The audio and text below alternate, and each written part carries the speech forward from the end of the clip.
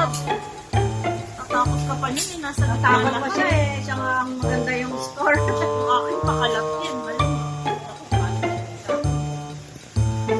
Kasi yung aking Sabi niya, ayoko na. Tapos ninenervous ngayon o ginalingan. nasa. Nandoon. Sa pangat. Di ba sa... Galing na ano! Napasok na si Ata.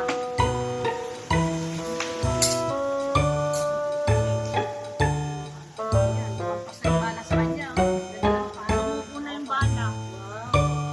Ninenervous pa yan ha. Ay, grabe oh. Ay, magugustuhan niya. Parang ayaw ka ng bitawan ni Kuya. Medyo ba yan? Medyo yan. Oo nga, sa galing niyo.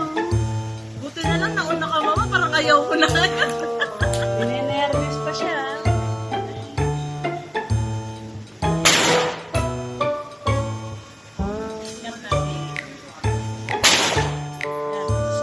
Wala, nasira mo.